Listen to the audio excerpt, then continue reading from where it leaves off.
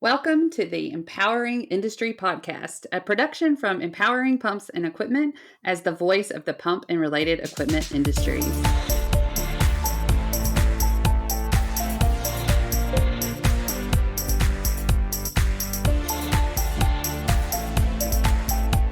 Welcome, everybody, to the Empowering Industry Podcast. I'm your host, Charli Matthews, and I am excited and having a good time. I've been recording all day, and Greg, you're the last but not least, that's for sure. So we are going to have some fun today. So, Greg, will you introduce yourself to our audience?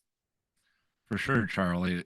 My name's Greg Christensen. I am the host of CMMSradio. That's a podcast to help everybody with their CMMS journey. That's computerized maintenance management software. And I really try to focus in on the maintenance management right in the middle. It's all about people. It's not just the technology, all these great things everybody's working on. It's got a lot to do with what you do, manufacturing, you name it. I could go on, but many years in the facilities maintenance and management space, and then the CMMS space, being a co-founder and all that good stuff. I like to do the podcast just to help people out, connect with great people, and have these awesome conversations.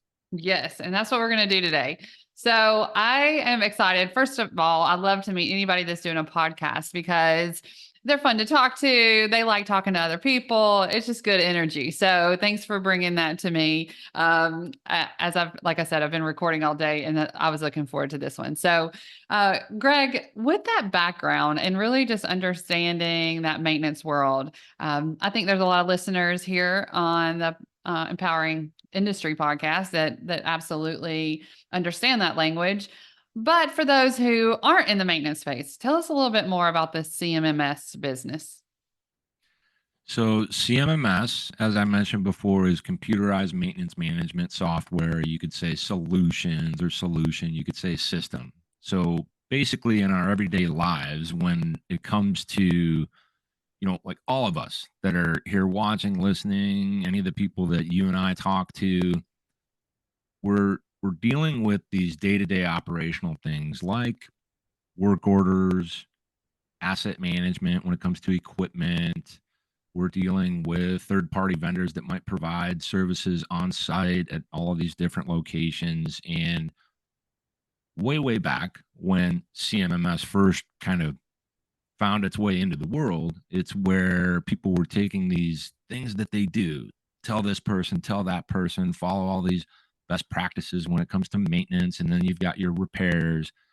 And somebody started to systemize that. And they systemized it with basically index cards was the first kind of iteration. And I'm paraphrasing, I'm not reading anything, I'm just pulling it out of my brain.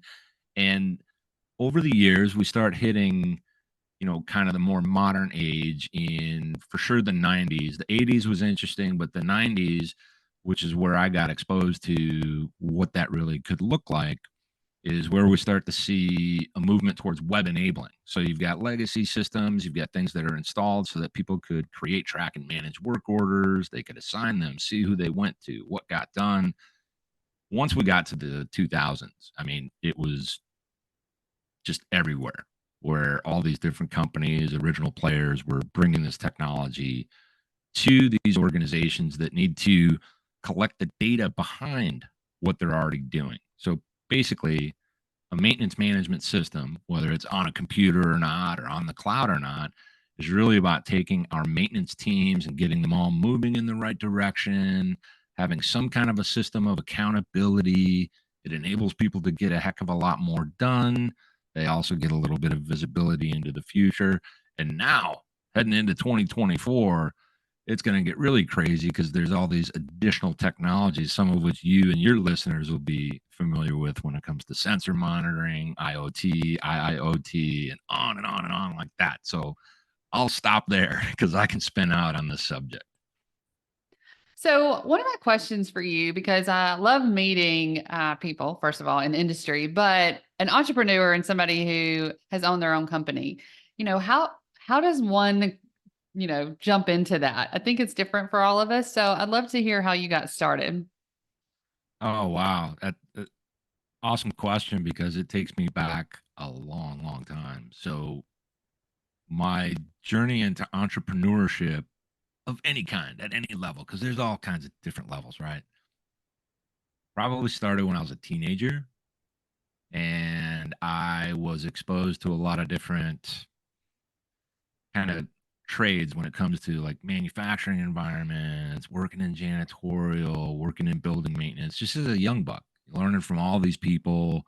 They might be making a certain type of product, whatever it is. And I was always interested in that because it was like, man, if I could just come up with something, I'm gonna be this. We want to build our financial freedom. Teenagers are, real dreamers, and some of them really go far. So I started reading some books, and I had somebody at the place where my mother worked hear about the fact that I was interested in entrepreneurship, that I wanted to, come up with something that really helped people and also make money and everything in between. Sends home this book, and the book is called The Goal, and it's by Eli Goldratt. And I read it when I was 16. I read it cover to cover pretty damn quickly, and I just was so intrigued. And the thing about the story that I remember the most is that he was this consultant that was going into essentially manufacturing environments to help identify and exploit bottlenecks to increase throughput. Although it's focused on manufacturing, I kind of applied it to a lot of different things. And as the years go forward, I moved out to California from the Midwest and got my first job and was really always paying attention to how they run these things.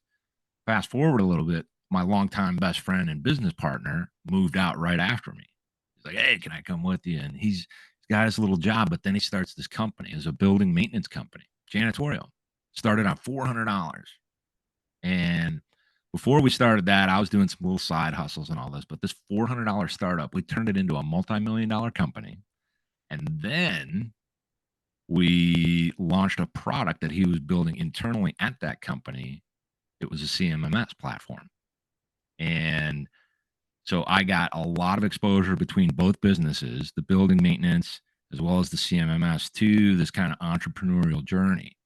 You've got a lot of freedom, but you've got an incredible amount of work that you have to do. It has to be done no matter what, no matter what. You wake up sick, doesn't matter, no sick days, right? But when everything's rocking and rolling, you also get all the benefits of, helping people, driving that process. So that's kind of how I got into it. And there were a few little stints in between. I was in e-commerce. I'd buy entire truckloads of, say, for example, computer peripherals, flat screen monitors, whatever it was, Octane machines, CAD rendering type, like Sun 21-inch monitors, and buy truckloads and blow them out. So I've done a whole bunch of stuff. And now what I do is I consult in CMMS, and I just haven't joined another organization because for so long I was doing the same exact kind of thing within the environment where I was an owner and all that kind of stuff. So hopefully I answered your question. I can Yeah. really kind of Well, get going on yeah, stuff. absolutely. It's fascinating how we all get started, but there is a little bit of drive in there and curiosity, and I think it's interesting. I think I still have some of that today, right? You said about financial freedom and wanting to serve and do good things for other people. As more money I make, the more I'm going to give away, and I think that's part of that cycle. But there's that spirit of like I can do something, I can create. And I think that's what's really important is that you're taking that no matter if you're in a company or, you're on your own, you're taking that spirit and creating and engaging and building. And, I think that's necessary. Now, thinking of software, go ahead. Go ahead. I just wanted to add something to that. And when we think about that, a lot of these, careers that we're in, and we can work with and or for an organization, that same thing is happening. And it sounds cliche, but we get this opportunity to be the CEO of our desk. And if the organization for which you work empowers you to do that, then it's essentially the same thing, in that you can take ownership of your job and cultivate your clients and really take care of people. So that's quite entrepreneurial as well. And that's something that people can bring to the game in their employment situations as well. 100%. I love I love thinking of that. And, I think that even no matter how our journeys do start as far as an entrepreneur, if you're just driven, I want to build my own business, or had to do it out of necessity. Um, I sometimes think, mine was kind of a combination. And then I think about people who, are sitting and working within somebody else's company. And if they were driven, like, they would still be driven that way. They would still be, doing that for the company. So I could totally see myself doing that within a big organization or a small one. But I can't leave the pump industry now. I'm in it and I've got to continue, that's what it feels like anyway. And we joke about it on the podcast a lot. Once you're in, which Yep. I'm sure you do too in the maintenance world. So tell me, what about software though? You're in this software world, and how is that exciting? Tell us how you can, you know, get so jazzed up about software. So it's interesting the way you ask that, Mhm. because I actually think about it, because so many people over these last, let's say, we're just going to call it 20 years, and they say, God, you're so passionate about this. And it's like, I want to be careful not to believe my own hype and start to wonder how I could change that. How do I show people that I'm passionate? Forget all that crap. I am passionate about CMMS and business processes, how people connect, how they work together, and how they get things done, because of the way I came up, where I grew up, the things that I went through, and the opportunities that I had to help people, whether they were customers or colleagues or, even employees, to help with anything. And it it just feels awesome to there's one thing that I'll say on my podcast a lot, and I talk about it online, offline, it doesn't matter. I'm always in pursuit of the elusive win-win. I think it's kind of an outcome that we all really, really want, because it makes sense for everybody. And then it makes it okay to make a bunch of money, and it makes it okay because nobody's getting ripped off and everybody's going places. And I don't know where that comes from. And I think that's what drives the passion. I get so excited when I connect with people, have a meaningful, real, even raw conversation. I mean, I like to swear a lot. I like to just focus in on how can we get something going. Doesn't mean I'm a high achiever or anything like that necessarily. It's more, I'm really about people, and then how does this technology make their lives, their work environments, and these organizations better. That's all you're trying to do. And how do you get Anything else, people? How do you get people to give you the information to help them make their lives better? first of all, you have to ask questions that are not only intentional, but you have to already know that you're asking those questions so that you can listen and understand them. So if I care about something that you're working on, something that you're trying to solve, not just because I'm going to get money, but because I want to know what's going on and figure out, can I really help here? Can I be the one that's going to hit it out of the park for this person? That's what I'm trying to figure out. And the only way you can really figure that out is if you keep yourself from anticipating, and more so stay curious, intentionally curious, something like that. We hear all these things get thrown around on, LinkedIn or wherever, but it really is true. If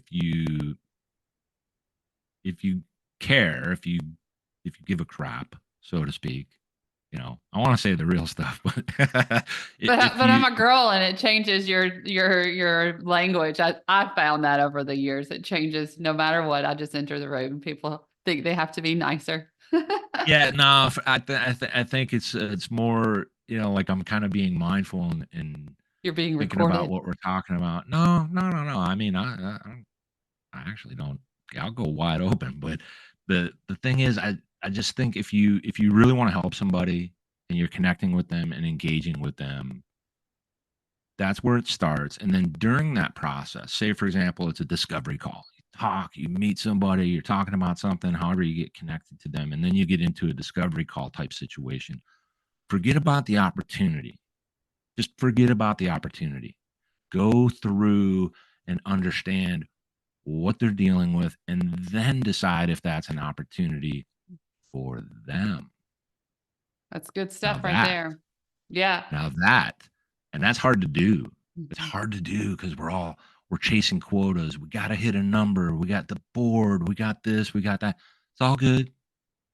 Just do that. That's how you really, really, really help people, I think. I And have a question for you. I yeah, have a lot, obviously. I keep yeah, asking you these fire away. questions. But you told me earlier, that your mom gave you this book.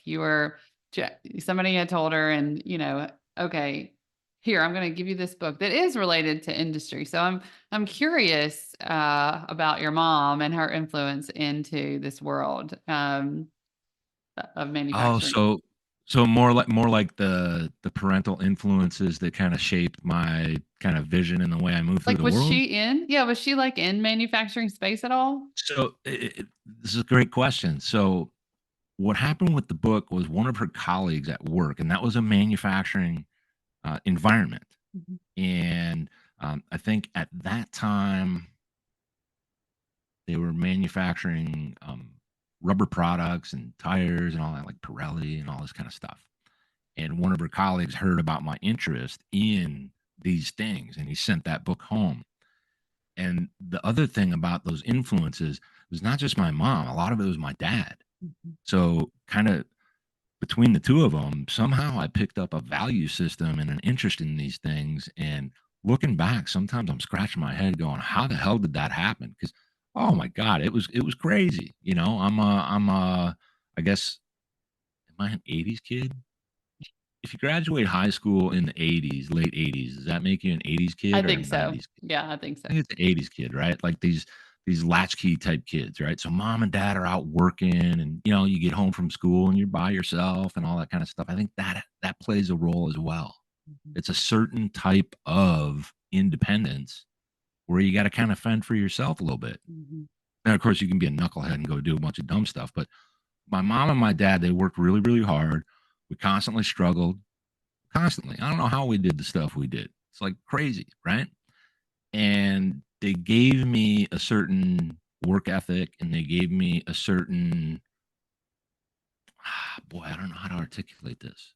Well, I think it's the independence. I mean, I used to, have that in one of my core values. I think I've changed that a little bit over the years as far as independent. I always wanted to do it by myself, but now I can accept help, but I Yeah. used to feel like I had to do it on my own. So kind of growing up, my mom, she's a single mom when we were a little older, like 10 and up. And we did. I mean, she was a nurse and she had to go to school and she was a nurse. Because she had to go back to school from being a teacher to be a nurse to pay for all these kids. And so, there is part of that. There's part of, being able to cook your own, fry your own egg, like be able to take care of yourself. And it builds you into this person that is independent and driven and, definitely doesn't want to be poor. That's part of it because that's how you feel that you are struggling to go forward. And so I can see a lot of that, like wanting that financial security, knowing that you have something in you that can help build that. And you've already proven it to yourself that you can take care of yourself as a young person, right? So I think that's definitely in there. Yeah, and that some similarities there in how, when we're latchkey kids and like eventually my mom was a single mom at some point, right? Um, all those things, as difficult as they can be, it's character building, right? Maybe that's a rationalization, but it's not untrue that the crap that we go through, we just find a way to keep going. It doesn't mean I don't get stuck. I've had plenty of those situations where I'm like, man, I don't know if I want to even do any of this and all that. It's normal. We're human beings. So Yes, and I my love this quote. Oh, well, I won't. Anyway, he basically says, "Our parents are who they are, so we can be who we are supposed to be." Right. So whatever kind of past you have, your parents, they were who they were, so you could be who you are. So I think that that's really important to just go with it yeah. and see, okay, what does this mean? And so they gave you this manufacturing black background drive. You take risks. That's definitely something that you do. But then, there's some parts of building a business that are very structured and there's a process to it. And there's things we figure out along the way to make it easier. Now, do you share some of that on your podcast on kind of lessons learned? Sometimes. So in the early days when I was doing the monologues, early days, I'm coming up on my 2-year anniversary of doing the podcast. So they're not that early, but I was doing the monologues and that's where I would do some of the lessons learned. And I keep it focused in on, CMMS or maintenance management. But I think what's happening now is we're starting to uncover these scenarios where we connect with people and we start talking about personal learnings that impact our professional lives and it kind of gets tied all together. And I've done more of that, and I think it depends on how the conversation goes. So I don't sit and go, oh, I've got to go create something for this one little thing I just thought of. I don't always do that, but when I'm engaged with someone on the podcast, the things that come up are I was doing one a couple of weeks ago or so because I've got a deep backlog right now. And all of a sudden, I find myself talking about um, focused attention versus diffuse awareness, which is something that I actually know quite a bit about, but it's not the easiest thing for a human being to achieve. So we started talking about that, and this is all because we were talking about CMMS, maintenance management, technology, leadership, and all that. And all of a sudden, I'm talking about those things. So maybe the answer is yes. It's just it's it comes up happenstance. It's very natural and organic when I do that, as opposed to, oh, this is cool. I got to figure out how to write something that really drives that impact around that message because I don't love doing that. I Yeah, like this. it's a different kind of um, activity and energy to just create in that way. I One of the best gifts I was given through a consultant was looking at how I spend my time, and I was doing the podcast recording every week. And we changed it and we moved it to, okay, I'm going to do several in one day. So if you think about, I got to get ready, I got to fix my hair for me to feel like I'm on. So there's one day that I'm preparing and that takes a different kind of mindset. And there's one day that I'm on camera and, it's a showtime kind of feel. And I Mhm. think that there's a way to save energy if we do things in a process like that. And what is the best process? So, I thought it was a good process to do it weekly, but was it? It was taking a lot of energy and like thoughts all throughout every week, right? So yeah, I'm sure you found some of that in the CMMS world too. Oh my, it's actually everywhere. It's everywhere. And sometimes, so here's something I'll share. I find it sometimes challenging personally to figure out when and how I'm going to do anything that optimizes the things that I do. Like sometimes I kind of enjoy the haphazard nature of the things that I do.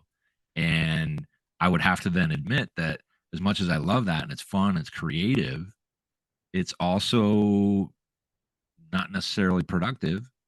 It's kind of airy and, oh, whatever comes up and all that, less structured, right? So there's a challenge in, for anybody to figure out how disciplined you want to be or how consistent you want to be, how you're going to bring that to the fore. And I'm pretty cool leaning in on the fact that I'm consistently inconsistent. Like there's I like something to change. I it. was literally just talking about this on a podcast, and it's that inner like I want to change every day. I love change. I love that difference of an adventure and new opportunities and seeing different things. But somewhere I read or listened to something where it said, if you do the same thing, like have the same breakfast, same routine where you have your coffee, sit in the same chair, all this stuff, that you save energy and because you don't have to think about it. And I was like, if I can save any energy and use it on something else, I am for that. So anyway, I just think that that's kind of part of it. Tell me why I need a process, right? Tell me why I need a routine or a habit or, and I can get behind that. And so there's wins for being able to be adaptable, right? And I think that's a Mhm. superpower to be able to be adaptable, but also to follow some type of structure.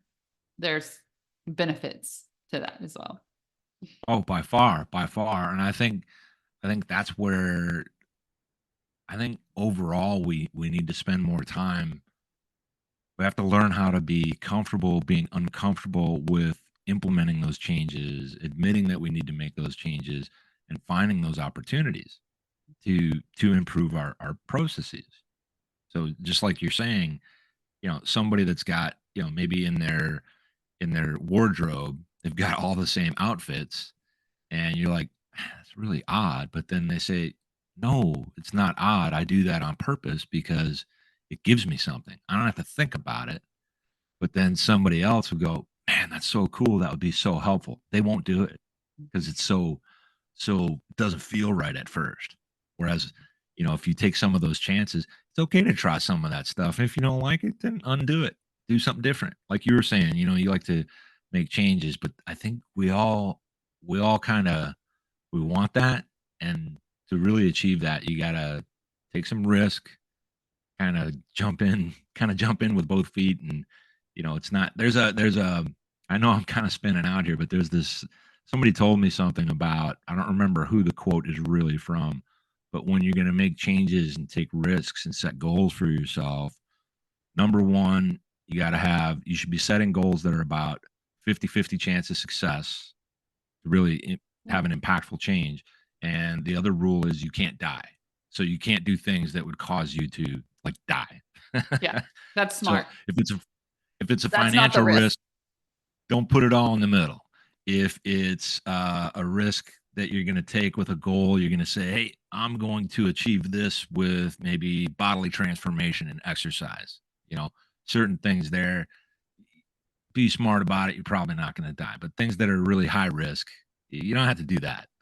Yeah, I don't know that if I that like makes any that. sense, but Yeah, educated risk. There you go. yeah. I do believe in the systems, and I feel like the more that we can embrace technology, the more that we can embrace some of these softwares and different things that we can bring into our businesses and our personal life. I think they interchange, right? Like I think you figure out something that works at work and take it home and see if you can implement that at home or vice versa. And there are some things like that. So we'll be amazed at ourselves. First of all, what our bodies can do, but then also just how sitting in the uncomfortable for just a minute longer makes it easier. And I met you because of Rob Kalvarowski. He was my leadership Mhm. coach, and so introduced me to you. And I love talking leadership, and I think I love mostly like that mindset shift and the emotional intelligence that we were studying. Have you ever had kind of those going through trainings and things like that where you're just like there's an epiphany and just your whole leadership journey changed, or you are like, okay, I'm going to take my company this way versus that? Um, anything come up for that as far as like leadership?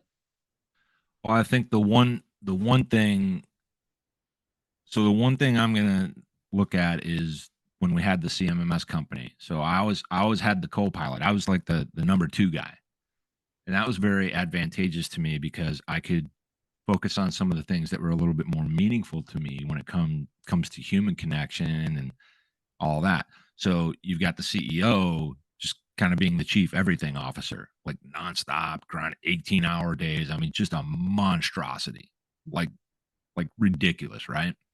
And then I could then go, well, there's 18 things I don't have to do, but I can do these things that are really meaningful to me that I saw in action as I was growing up and being out in industry in different places, like being in manufacturing environments or otherwise. But when it comes to training or learning, reading, consuming things like podcasts or talking to Rob K and getting these insights, I think that's where I started to have more epiphanies about how we are as human beings. So I studied psychology in college. I was a late bloomer. I didn't even start college until I was 32.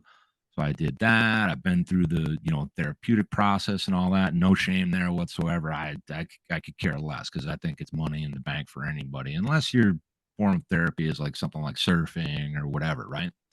Now, when it comes to the epiphany, I think my biggest epiphany came from observation of both how someone was doing it right and how somebody was doing it wrong. And instead of reacting finding those rare moments where I can take a step back and go, what did somebody miss? Does that kind of Yeah. I mean, make that's some sort your, of sense? yeah. Well, I think that you can see that you can actually see it. I mean, not everybody can step back and look and see the pieces that were missed, right? So that is also, part of that skill set that you have. We have one person on our team that's always can kind of see that is the critic or whatever that can see where he messed up, and you're like, oh, again, and then you need that person on your team though, because if everybody's sugarcoating everything and never pays attention to any errors, then you can't improve, in those type of things. So looking at that, where are the gaps? What I was talking to somebody. I love these podcast days. And you're basically like, there's the problem. I see it. Because I'm in the industry, I've been dealing with all these people, or here's my struggle. I keep running into this over and over again. If you can see that, then you can find a solution for it. And you may have to get, some other people to jump on board with you and help you, but you have to at least show the way, that this is an issue. Yeah, that's the dicey part, because a lot of times people are listening to what you're saying, but they're just waiting for their turn to speak. Mhm. Or they already know they're not going to do anything. For me, I'm always the one thing I always want to look at is the people are the critical component of what you're doing in organization, in life. I don't care. I mean, you can't just do everything by yourself. Sure, you can figure things out, you can help people, you can be a mentor, you can be a great leader, or you can work on your leadership skills by becoming self-aware and then digging in and doing a bunch of difficult self-work. That's all there is to it, right? um, that's all there is to it, and it's There's a really lot hard. there, but yes. Yeah, yeah. So I think for me, that's I'm always looking at this like there's this weird gap that nobody can explain when it comes to the people on the front line and the people in the I want to be fair about this. The C-suite, whether it's the ivory tower or not, I don't know. Things happen as you get to different parts of the organization where there's a slight disconnect between the people and the organization, in that they look at some things as a cost. They look at other things as um, like a resource that becomes a means to an end rather than the end itself. And a lot of the things I say now, just like you, it's from the podcast interactions, the people I get to talk to, like yourself or otherwise. And it's like, that's the thing that really needs to happen, is the people and the organization have to really come together. And it's just so challenging to do it. It It's is, so because challenging things because shift in what's important, right? And so, yeah, that's natural, but we have to kind of intentionally have conversations and do, work to keep us on the level. So, for example, I don't do my newsletters anymore. When I started in media, I had to create my own newsletters, right? And if I wanted to add something at the end, I would have to redo the whole thing. And I'd just say like, oh, why this? Now I understand why marketers are so mad at me over here on the sales world, throwing in something at the last minute.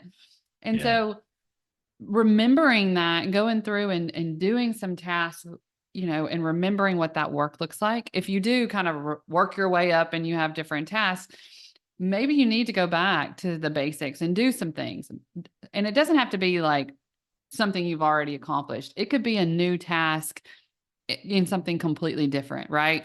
Try a new sport, or try to